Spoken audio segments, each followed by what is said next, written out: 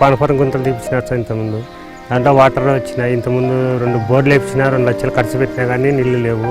ఇప్పుడు ఇంటి గుర్తులో వర్షం వచ్చి కొన్ని నీళ్ళు వచ్చినాయి. అవి కూరగాయలకి, ఎండాకాలం మాడి చెట్లకి తీసుకుంటున్నాను. 3 ఎకరాలు చెనక్కాయ వేస్తాను, 2 ఎకరాలు కూరగాయలు, కొన్ని మామిడి చెట్లు నాటుకున్నాం సార్.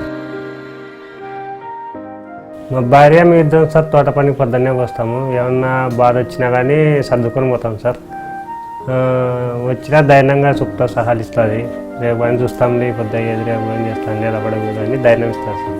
ఈసారి ఏం బాధపడతావు, వస్తుంది ఈసారి కాకుంటే మరి సారైనా, ఈసారి అంటే మామిడికాయలు కాయలు, మళ్ళీ సారైనా కాయవా అని అనుకుంటాం సార్.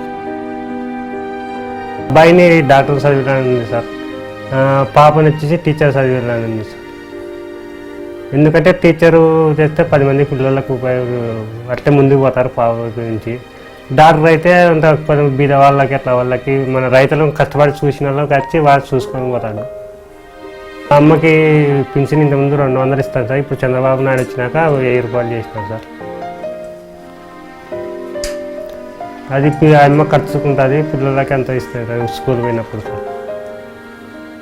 చంద్రబాబు నాయుడు గారు బాగా చేసుకున్నారు సార్. ఇప్పుడు ఈ సంవత్సరం వరకు బాగా చెట్లకి ఆడిన వాటర్ చెట్లు ఎక్కువ నిర్మించినాడు. వాటర్ మాత్రం ఫుల్గా వచ్చే అవకాశం, కానీ ఎక్కడ పారిపోకుండా వంకలకి స్టాకు నిలబడేట్లా ఇంకొకటి గుత్తలకి బోర్లకు కానీ వాటర్ చెట్టు బాగా చంద్రబాబు నాయుడు గారు బాగా ప్లాన్ వేసుకొని ఇది చేస్తారు సార్ రైతుల గురించి. ఆయన బాగా తలుచుకుంటున్నాం సార్ రైతులు.